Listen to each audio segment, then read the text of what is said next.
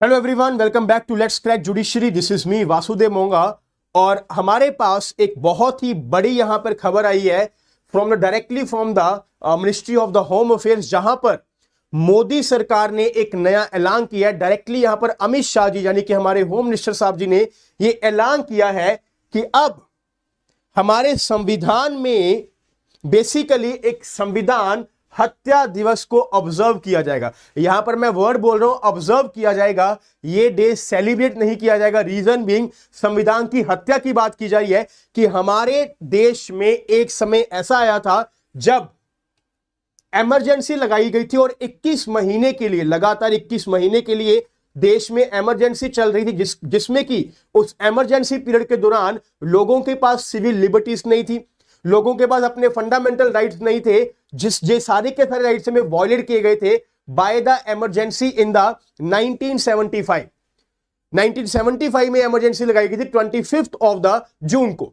अब यहां पर आज के दिन हमारे, अगर हम इंडियन कॉन्स्टिट्यूशन की बात करें तो इंडियन कॉन्स्टिट्यूशन में अब हमारे पास इकलौता ऐसा कॉन्स्टिट्यूशन है जिसमें कि दो तरह के डेज हैं। One is the constitution day, जिसको कि हम लोग सेलिब्रेट करते हैं 26 नवंबर को, और अब हमारे पास है कॉन्स्टिट्यूशन मर्डर डे, जिसको कि ऑब्जर्व किया जाएगा on the 25 June every year. इसको ऑब्जर्व किया जाएगा। रीजन बीइंग हमें यह बताया गया, ये प्रॉपरली एक ऑफिशियल गैजेटेड नोटिफिकेशन हमें देखने को मिली है।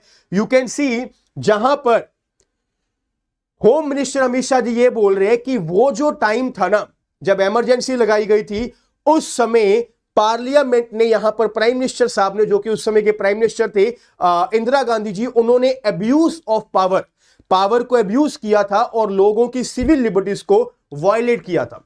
मैं आपको बता देता हूं कि जो इमरजेंसी के प्रोविजंस हैं वो हमारे संविधान में दिए गए हुए हैं, आर्टिकल 350 से लेकर 360 ऑफ द इंडियन कॉन्स्टिट्यूशन में।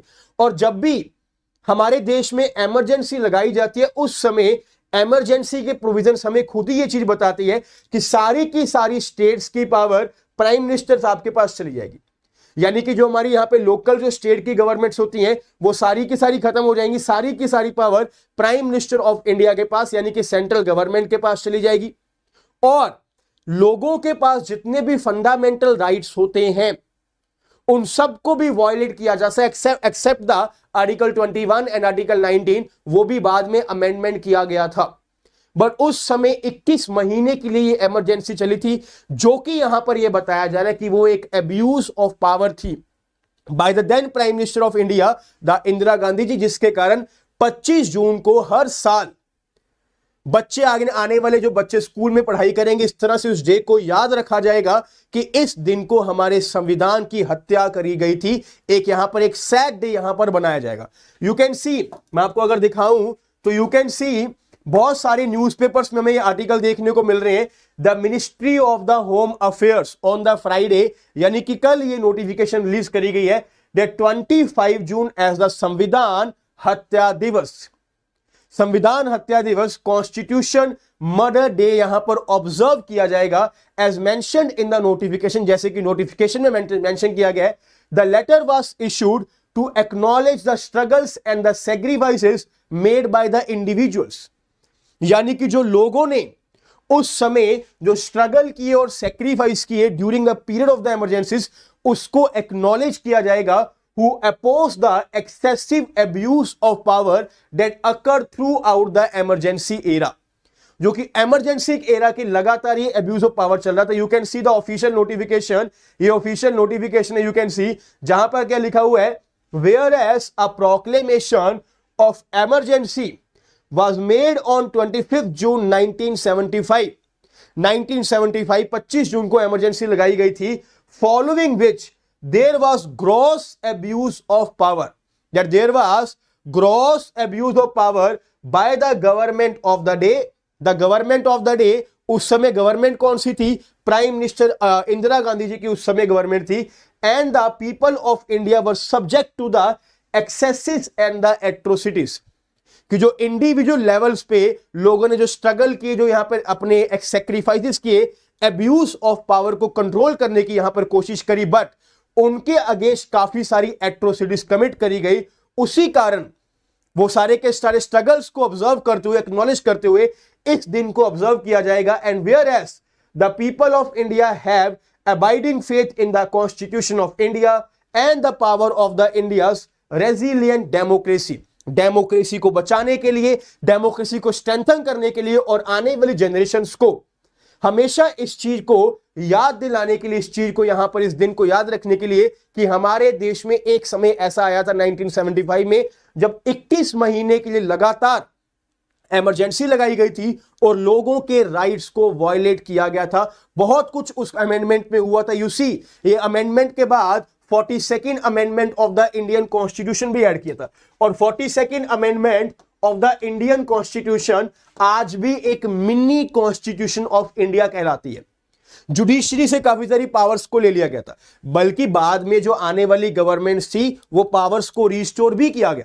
44th अमेंडमेंट भी आई, कुछ कुछ पावर्स को रिस्टोर भी किया गया था। बट उस समय 42nd अमेंडमेंट को पास करके ड्यूरिंग द इमरजेंसी एरा ये सारे स्टेप्स भी उठाए गए थे और socialist and the secular word को हमारे संविधान में ऐड किया गया था। The preamble to the Indian constitution, वहां पर ये दो वर्ड्स सोशलिस्ट एंड सेकुलर, ये दो वर्ड्स को भी ऐड किया गया था। इंटीग्रिटी वर्ड को भी ऐड किया गया था।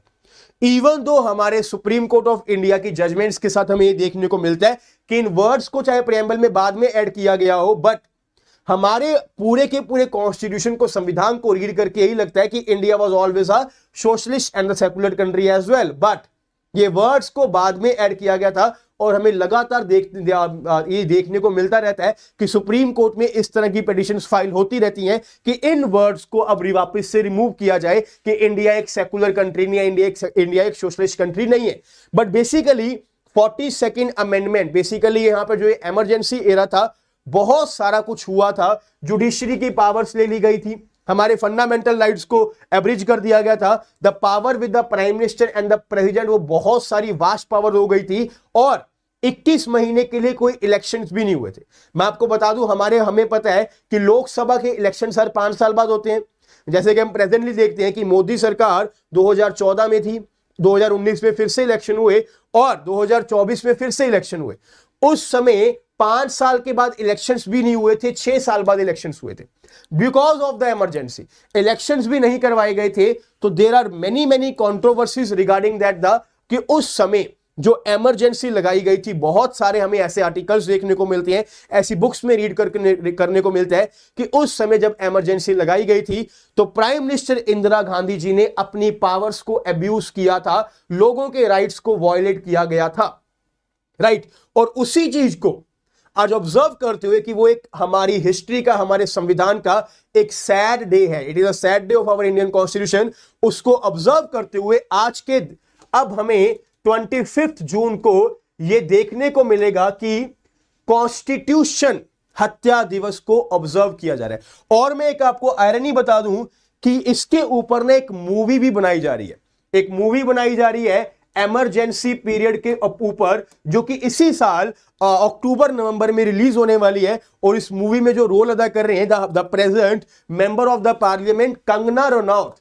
जो कि हिमाचल में मंडी की कॉन्स्टिट्यूंसी से कंगना रनौत, जिन्होंने अभी अभी मेंबर ऑफ पार्लियामेंट की सीट जीती है, ये इस मूवी में इमरजेंसी की मूवी में एक्टिंग भी करने वाले हैं, जो कि इसी साल हमें ये मूवी देखने को मिलेगी। तो यू कैन सी, अब ये आयरनी भी बोल लो या फिर आप एक फ्लो चार्ट भी बोल सकते हो कि वहां पर एक मूवी भी रिलीज हो रही है और लोगों को बताया जा रहा है कि 25 जून एक ऐसा दिन था जब हमारे देश में संविधान की हत्या करी गई थी, राइट। तो हम एक बात और है कि क्या इस बार तो 25 जून ऑलरेडी क्रॉस हो चुकी है, इस बार तो 25 जून ऑलरेडी क्रॉस हो चुकी है। तो पहली बार हम इस डे को कब ऑब्जर्व करेंगे? तो 2025 में हम इस डे को ऑब्जर्व करेंगे। कब करेंगे? 50 साल के इमरजेंसी के बाद, यानी कि 1975 में इमरजेंसी आई थी, 50 साल बाद 2025 में जो 25 जून आएगी, तब उस समय पहली बार हम इस दिन को ऑब्जर्व करेंगे। और इसकी acknowledgement directly prime minister Narendra Modi ji and the home minister Amit Shah ji ने यहां पर डायरेक्टली किया। ऑफिशियल गैजेटेड नोटिफिकेशन आ चुकी है कि यह चीज अब यहां पर ऑब्जर्व की जाएगी, राइट। तो बेसिकली आप सब लोगों को एक चीज याद रखनी है कि एक तो इमरजेंसी पीरियड के दौरान हुआ क्या था, और आपके लिए जो क्वेश्चन है ना कि 42nd amendment to the Indian constitution, इसमें क्या कुछ किया गया था for all the last students. ये बहुत ही एक इंपॉर्टेंट क्वेश्चन बन जाता है जिसको कि हम लोग मिनी कॉन्स्टिट्यूशन भी बोलते हैं। तो आप सब लोग इसकी डिटेल्स को पढ़ो कि कौन सी अमेंडमेंट ये 42nd के अमेंडमेंट के साथ किया गया था। इसके ऊपर एक अपना लीगल आर्टिकल जरूर लिखो, क्योंकि आने वाले एग्जाम्स में ये आपका एक बहुत ही इंपॉर्टेंट टॉपिक बन गया। वैसे ये हमेशा इंपॉर्टेंट होता ही है, बट अब लगातार न्यूज में रहेगा, तो it is a very very important topic for all the guys. चाहे आप एक प्री का एग्जाम लिख रहे हो, मेंस का एग्जाम लिख रहे हो, चाहे आपने कोई ऐसे लिखना, उसमें भी आपका ये टॉपिक अब इंपॉर्टेंट रहेगा। Am I clear everyone? और एक चीज आपको जो बतानी थी कि अनअकैडमी की तरफ से एक कॉम्प्रिहेंसिव बैच लॉन्च किया जा रहा है, और इस कॉम्प्रिहेंसिव बैच की लॉन्चिंग हो रही है, जुडिशरी के कॉम्प्रिहेंसिव बैच की 17th ऑफ जुलाई को। Today is 13th of the जुलाई, यानी कि 4 दिन बाद इस बैच की लॉन्चिंग हो जाएगी। एंड सारे के सारे मेजर सब्जेक्ट्स इसमें CPC and all the new criminal laws will be taken by me. सारे के सारे सब्जेक्ट्स इसमें मैं पढ़ाऊंगा। तो अगर आप लोग मुझे डायरेक्टली लाइव क्लासेस में मिलना चाहते हो, इंटरेक्टिव सेशंस रखना चाहते हो, एक एक चीज की बहुत ही कंसेप्चुअल नॉलेज लेना चाहते हो, तो इस बैच में आप लोग एनरोल कर सकते हो। नीचे आपको डिस्क्रिप्शन बॉक्स में लिंक देखने को मिल जाएगा। And to enroll you need to use the code MONGA। ये कोड को आपको यूज करना है और जल्दी से अपनी तैयारी को शुरू करना है। I will see you guys live in the classes as well. Thank you so much. जय हिंद, टेक केयर।